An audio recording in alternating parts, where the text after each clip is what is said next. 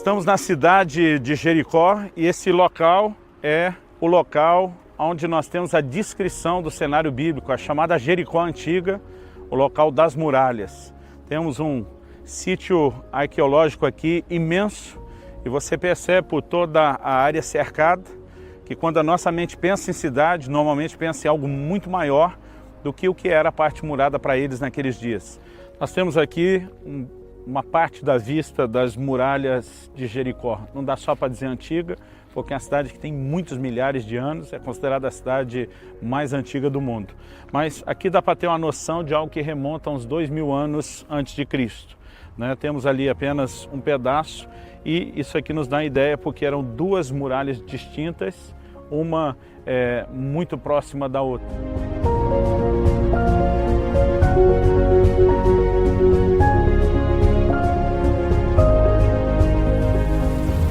Ao que nos disseram que o local onde estamos hoje, estamos a quase 30 metros acima do que era o nível daquela época do período da conquista da cidade por parte de Josué.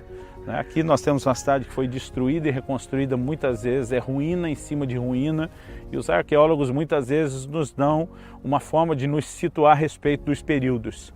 Mas o importante é que eles reconhecem que isso aqui data de pelo menos 2000 anos antes de Cristo.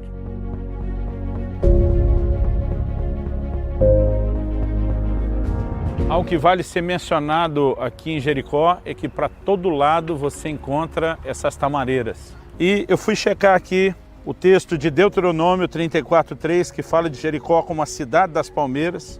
O interessante é que a palavra que aparece no original hebraico, traduzido para palmeira para nós no português, é tamar. Ela pode significar palmeira, mas ela também significa tamareira. Tamar é o nome da árvore e ela dá como fruto a tâmara. Isso é uma marca reconhecida aqui de Jericó e da região.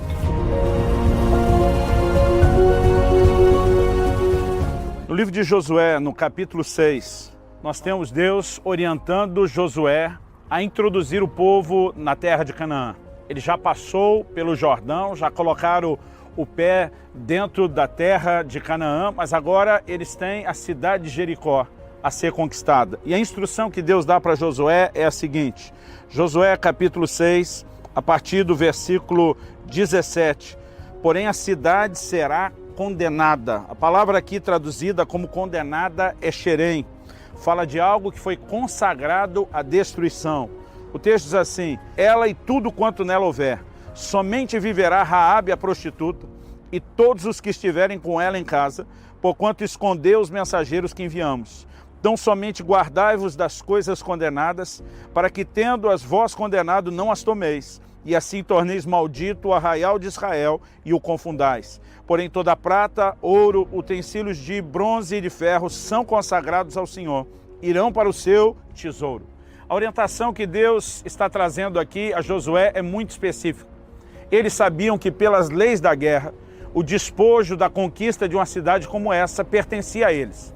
Isso aconteceu em todas as outras vezes que eles saíram à guerra. O despojo de guerra era deles. No entanto, quando o assunto é Jericó, aqui onde estamos, na cidade velha e antiga de Jericó, quando o assunto é Jericó, Deus diz: vocês não vão pegar absolutamente nada. O tesouro vem para mim e para minha casa e o resto vocês destroem. Quando criança, lendo esse texto, eu imaginava que Deus não queria que o povo pegasse, porque eu pensava, não, as coisas são amaldiçoadas. O Senhor usa, inclusive, a expressão: vocês não podem tomar das coisas condenadas, Xerém, condenada à destruição, porque senão vocês vão tornar maldito, anátema, o arraial de Israel.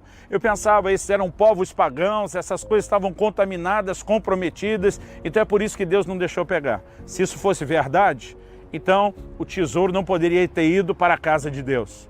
Na verdade, Deus diz: vocês não usufruem nada e vocês me entregam o despojo. O que é que Deus está pedindo? Deus está pedindo o despojo da primeira cidade que eles iriam conquistar. Isso é uma lei espiritual da qual nós queremos conversar, chamada a lei das primícias.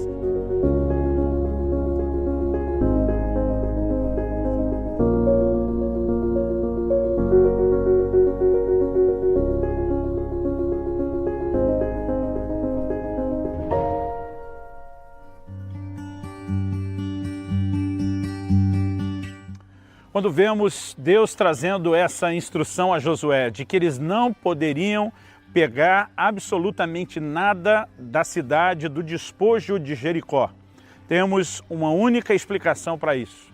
A primeira cidade a ser conquistada, ela entra no princípio espiritual que chamamos de a lei das primícias.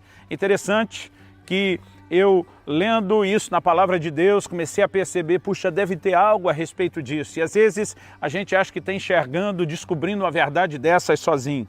Eu fiquei surpreso, lendo um comentário que Flávio Joséfo, um renomado historiador judeu, faz a respeito desse episódio. Ele diz o seguinte: deveriam levar ao mesmo lugar todo o ouro e toda a prata que encontrassem para oferecer a Deus como primícias. E os despojos daquela que era a primeira cidade que ele fazia cair nas mãos deles, deveriam ser oferecidos em ação de graças pela assistência que lhes prestava. Eu não tenho nenhuma outra informação que, mesmo histórica, esteja no pé de igualdade ou credibilidade com o que a palavra de Deus diz.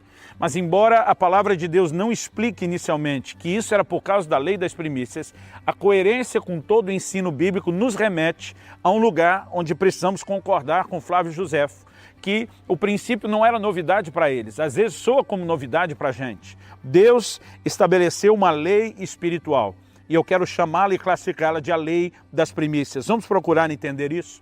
A primeira menção que vemos das primícias na Bíblia tem a ver com a oferta de Abel e de Caim. A palavra de Deus nos diz lá em Gênesis 4, que Deus se agradou de Abel e da sua oferta, mas não se agradou de Caim e da sua oferta.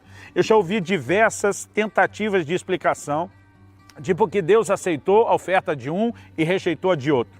Já vi gente tentando aplicar que por trás do sacrifício de Abel há uma figura do sacrifício do Cordeiro, que fala da morte de Cristo por nós e que nós só somos aceitos diante de Deus por meio de Jesus, mas que a tentativa de Caim de oferecer do fruto do seu trabalho fala de alguém que tenta ser aceito diante de Deus pelas obras. Isso a gente pode classificar como verdadeiro quando estamos falando de salvação.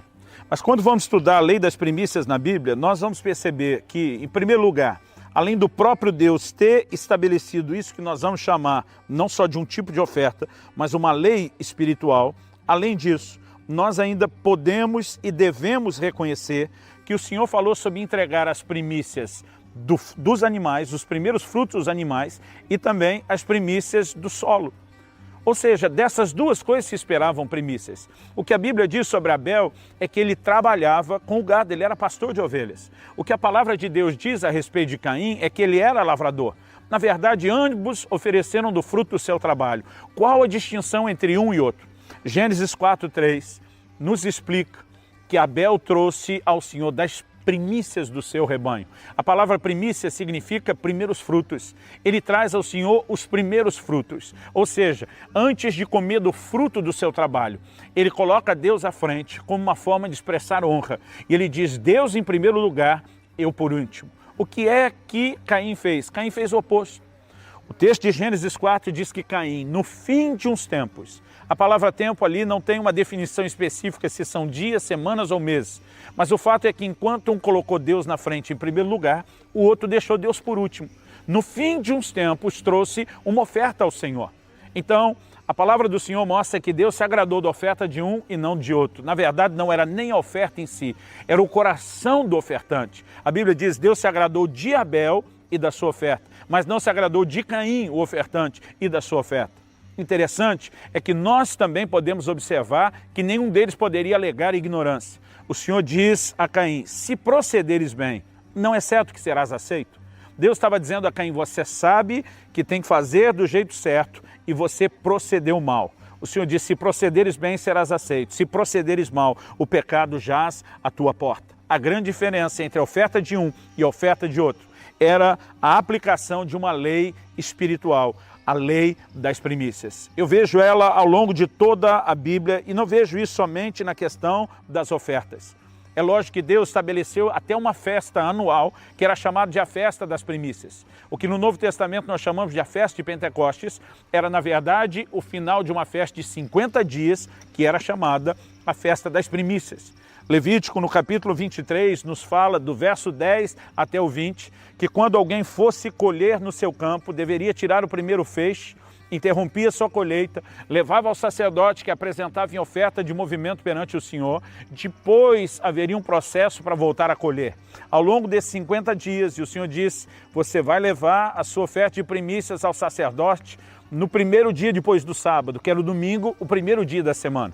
A oferta de primícias, que eram os primeiros frutos, ela não era entregue no sábado, o dia sagrado para os judeus. Deus pediu que ela fosse entregue no primeiro dia da semana, porque há uma mensagem simbólica nisso. O Senhor disse, então vocês contam 7 sábados, 7 semanas de 7 dias, eram 49 dias. Então Deus diz, no dia posterior ao 7º sábado, esse seria um domingo de número 50, se celebrava então novamente a festa de Pentecostes, significa 50, ou a festa das primícias, ou o encerramento daqueles 50 dias. Deus estabeleceu diversas formas de recordarem que os primeiros frutos pertencem a Deus. O que é que está por trás dessa visão? Há uma mensagem que Deus está tentando fortalecer no coração do povo. E essa mensagem diz respeito a nada mais, nada menos do que a prioridade. O primeiro lugar, o lugar único que pertence a Deus e que nós devemos cultivar continuamente como consciência nas nossas vidas. Vamos, antes de falar desse primeiro lugar que pertence a Deus com mais propriedade, lembrar o seguinte. Além de Deus ter estabelecido essa lei espiritual, além do exercício contínuo para torná-los conscientes do que era manter Deus em primeiro lugar, vamos observar o que a palavra de Deus nos fala a respeito da violação ou da guarda desse princípio espiritual, dessa lei espiritual, as primícias. Em Josué capítulo 6, verso 18, o Senhor diz que se eles tocassem no xerém, naquilo que foi condenado à destruição, eles tornariam maldito o arraial de Israel. Mas a palavra de Deus nos traz um relato de que um homem chamado Acã, ele cobiçou uma capa babilônica, uma barra de ouro, e a Bíblia diz que ele desobedece um comando claro de Deus expresso através da liderança de Josué. Ele toma aquilo, em vez de entregar ao Senhor o que eram as primícias para Deus, ele leva para sua casa. O que é que aconteceu com a nação de Israel? Depois de ter vencido Jericó de uma forma extraordinária, milagrosa, eles literalmente ganharam essa guerra, essa batalha no grito, num posicionamento de fé, de proclamar segundo a ordem de Deus e viram um milagre acontecer. Agora, logo depois de uma vitória tão estrondosa, logo depois do milagre de atravessarem o Rio Jordão a pé enxuto, logo depois de verem uma manifestação tão espetacular do sobrenatural de Deus, eles vão lutar contra uma cidade que era pequena até no nome, Ai. Josué deixa a maior parte do exército descansando, manda apenas um pequeno pelotão e diz, nem precisa de muito esforço para resolver isso. E todos ficam pasmos quando Israel foi vencido diante de um inimigo tão frágil, tão fácil de conquistar, para quem sequer eles tinham pensado em pedir a ajuda de Deus. O que é que eles descobriram? Que por não guardar as primícias, eles haviam comprometido aquela unção de conquista que eles experimentaram em Jericó. Como entender esse princípio? Romanos capítulo 11, verso 16, diz que se as primícias são santas, a massa, a oferta de pães oferecido no final dos 50 dias, também é. A Bíblia diz, se a raiz é santa, os ramos da árvore também são. Por quê? Porque quando você santifica a primeira parte de alguma coisa, da onde ela foi tirada, através daquilo você está santificando o restante daquilo de onde ela foi tirada. O que Deus estava impondo sobre a nação de Israel quando diz ninguém toca no despojo de guerra da primeira cidade, não era uma tentativa de privá-los de nada. Era a tentativa de levá-los a um princípio, a aplicação de uma lei espiritual, que quando santificamos a primeira parte de algo, santificamos o restante daquilo de onde ela foi tirada. Por que é que Deus pedia que todo o pai em Israel, no Velho Testamento, consagrasse o filho primogênito? O filho primogênito pertencia a Deus. Na verdade, o pai precisava resgatar o filho. O pai precisava pagar para ter o direito de criar o filho que pertencia a Deus. Porque quando você santifica a primeira parte de algo, está santificando o restante daquilo de onde ela foi tirada. Em outras palavras, quando o primogênito era consagrado ao Senhor, o restante da linhagem, o restante da descendência, também era. É aí que talvez vai fazer mais sentido para mim e para você. Porque Deus, depois de ter feito uma promessa a Abraão, que não podia ter filhos, de lhe dar o filho da promessa, não só o filho da promessa, mas uma descendência numerosa. Por que é que Deus pede para Abraão o seu primeiro filho? No livro de Êxodo, no capítulo 4, nos versículos 22 e 23, a gente tem uma pista. Êxodo capítulo 4, versos 22 e 23 diz assim: dirás a Faraó, assim diz o Senhor, Israel é meu filho, meu primogênito. Digo-te, pois, deixa aí meu filho para que me sirva, mas se recusares deixá-lo ir, eis que eu matarei teu filho, teu primogênito. Você se lembra que a última das 10 pragas no Egito foi a morte dos primogênitos. Mas Deus anunciou isso desde o início. Deixa o meu primogênito ir, senão eu vou julgar você e eu vou ferir o seu primogênito. Agora, a palavra do Senhor diz que eram 600 mil homens de guerra, de 20 anos de idade para cima, alistados no exército, que puxavam da espada. 600 mil homens. Se a gente der para cada um desses 600 mil homens uma esposa só, que para o padrão do Velho Testamento era ser generoso, e se desse para cada um deles apenas 3 filhos, o que para o padrão daquela época também era muita generosidade. Só Jacó tem 13 filhos, os 12 homens, e Diná, a sua filha mulher. Então, se a gente desse para cada um deles uma mulher e 3 filhos, transformando 600 mil em famílias de 5 pessoas, o que eu acredito ainda ser uma média generosa, nós temos pelo menos 3 milhões de pessoas saindo do Egito. Se a gente diminuir isso um pouco e cortar 1/3 dessa conta, nós ainda chegamos em 2 milhões. É muita gente. Como que Deus olha para essa massa humana? Quero chamar de massa humana porque Balaão sobe em 4 montes diferentes e ele não consegue ver o fim do povo, o fim do arraial. Como que Deus olha para essa massa humana e chama de meu filho, meu primogênito? Porque quando o patriarca, o primeiro de toda aquela ascendência, consagrou e santificou a Deus o seu primeiro filho, ele estava santificando o restante daquela linhagem de onde o primeiro foi tirado. Quando Deus pede a Abraão que entregue o seu filho Isaque em sacrifício, ele não está apenas testando ou provando Abraão para que Abraão saiba quem é. Até porque Deus sabe todas as coisas, ele não precisa nos provar para saber quem nós somos. Ele estava levando Abraão a praticar o mesmo princípio que ele estava tentando fazer a nação de Israel praticar, a lei das primícias. Quando nós entendemos isso, percebemos por que Provérbios 3, 9 e 10 nos diz: honra o Senhor com os teus bens e com as primícias de toda a tua renda. A palavra de Deus diz que então o Senhor fará transbordar os nossos lagares, vai encher os nossos celeiros. Em Ezequiel 44:30 diz que os sacerdotes ordenariam bênção sobre aqueles que entregassem as primícias. Não era o ato da oferta em si, era a atitude de colocar Deus em primeiro lugar. Mas a mensagem do livro de Ageu, no capítulo 1, é que enquanto o povo se colocava em primeiro lugar, focado em construir sua casa e não se importava com a de Deus, em vez de entregar aquilo que era mais importante a Deus e colocado em primeiro lugar, eles com isso comprometiam a bênção. O Senhor disse: vocês esperaram muito, e o muito veio a ser pouco, e o pouco que veio eu com assopro o dissipei. Quando deixamos de colocar Deus em primeiro lugar, Deus não vai perder com isso, ou pelo menos não vai perder grandes coisas com isso, mas nós perdemos. Porque o primeiro lugar deve pertencer sempre a Deus. Quando perguntaram a Jesus qual é o maior de todos os mandamentos, ele nem titubeou. Ele diz: amarás ao Senhor teu Deus de todo o teu coração, com toda a tua alma, com todo o teu entendimento e com todas as tuas forças. Ou seja, amá-lo com tudo que há em nós. O Senhor Jesus diz: buscar em primeiro lugar o reino de Deus e a sua justiça, e as demais coisas serão acrescentadas. Deus e o seu reino vêm em primeiro lugar. Em Lucas, no capítulo 14, de 25 a 33, Jesus diz: qualquer que quer ser discípulo dele tem que negar-se a si mesmo, tem que negar pai, mãe, irmãos, irmãs, filhos, mulher, campos e a própria vida. Andar e caminhar com Jesus significa colocá-lo em primeiro lugar. Mais do que uma oferta, nós temos uma lei que nos coloca no lugar de respeitar a posição de Senhor que Deus tem. Olhamos para a Bíblia e vemos que a queda de Satanás se deu justamente pelo fato dele querer concorrer com esse primeiro lugar que é de Deus. E até hoje, mesmo não tendo conseguido o trono que era de Deus, o diabo tenta ocupar o primeiro lugar que é de Deus nos nossos corações. E a nossa responsabilidade guardar e preservar o primeiro lugar. Mesmo que não haja uma oferta de primícias necessariamente literal imposta para o nosso tempo, a lei espiritual continua.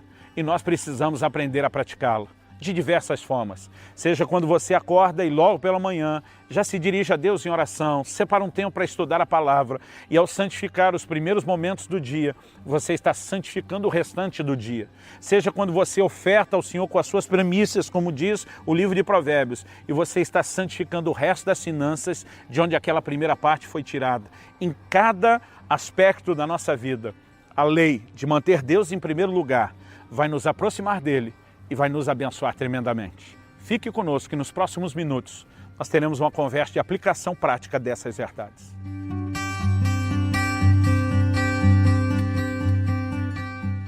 Falamos a respeito dessa lei espiritual das primícias.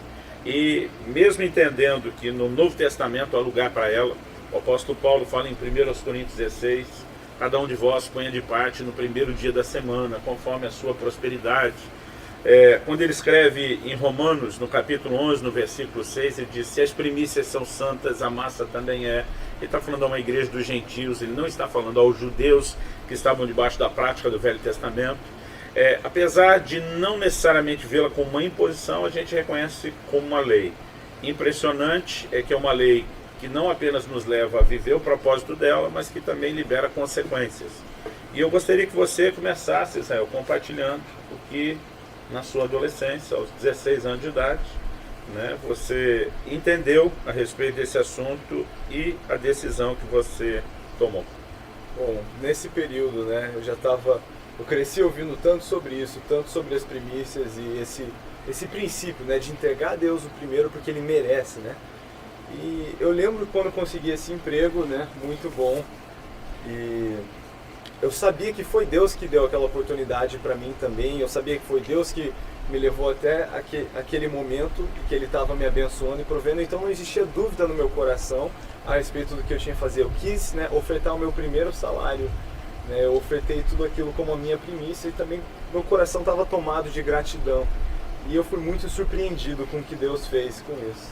Eu me lembro quando você chegou em casa, primeiro foi um mês comprido, né, esperando aquele dia do pagamento. E eu, como pai, estava só esperando o que ele vai fazer.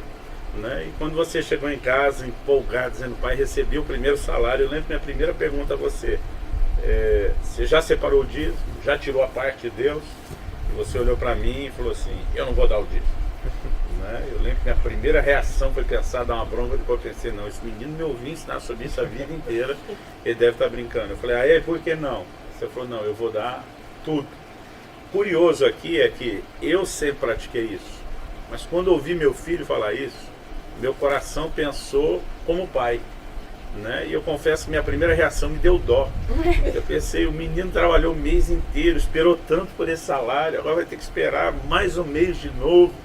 E de alguma forma, talvez eu tenha transbordado isso, externado na linguagem corporal, porque eu lembro que você falou, pai, você está contente, né? Afinal de contas, eu aprendi isso com você. E eu me recompus, falei, não, sim, filho, claro que eu estou contente e tal, né? E realmente falei, siga em frente. E algo que a gente precisa de fato perceber é que nós precisamos tratar dos princípios e das leis como algo acima do circunstancial, acima do emocional. Sem entrar em detalhes, até porque o tempo não permite, pouco tempo depois você foi extraordinariamente abençoado, algo foi liberado assim como um verdadeiro milagre de Deus sobre a sua vida financeira e você conseguiu, né? Logo, poucos meses depois, você já tinha completado 17 anos de idade e você conseguiu algo que a maioria dos seus colegas financeiramente não teriam acesso àquela idade. Agora, mais importante do que destacar o que foi a bênção, eu acho que é tentar colocarmos as coisas no devido lugar. Eu percebo, Kelly, muitas vezes, e essa é a razão pela qual eu não quero nem entrar em detalhes qual foi a bênção, porque às vezes as pessoas elas focam mais na consequência do que no propósito.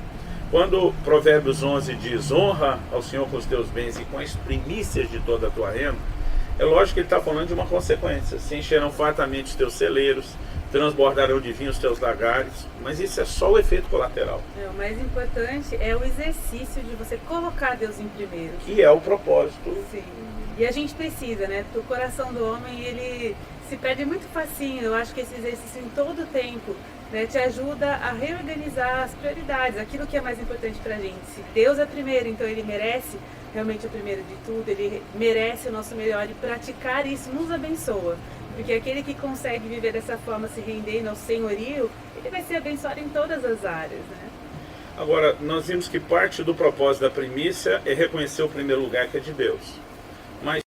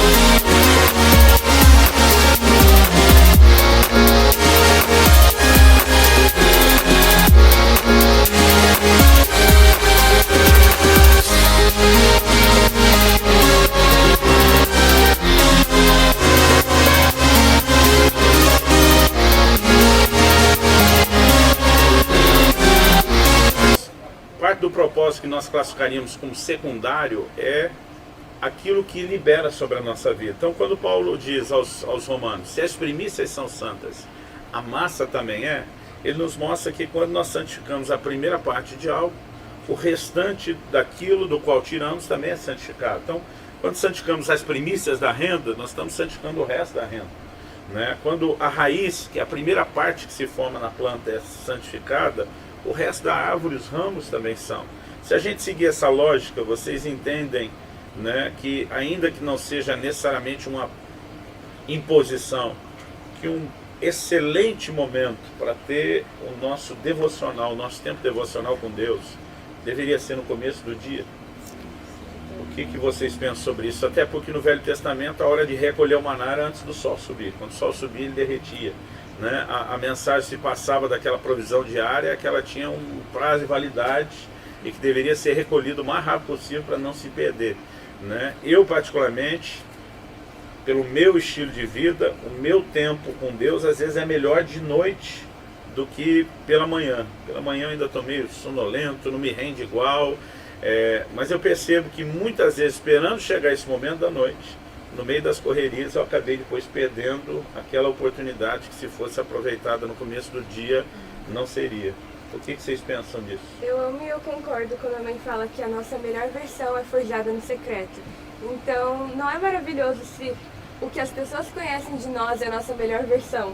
A primeira coisa que a gente fizer no dia é, tipo, passar tempo com Jesus, então todas as nossas reações, escolhas depois disso vão ser completamente diferentes e as pessoas vão poder desfrutar, tipo, de uma pessoa muito melhor, né? Em outras palavras, o restante do dia será também santificado.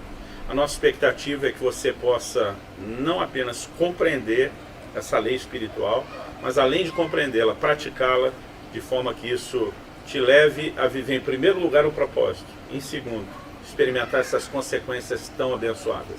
Que o Senhor seja contigo, com a sua casa, e que você viva isso intensamente para a glória de Deus.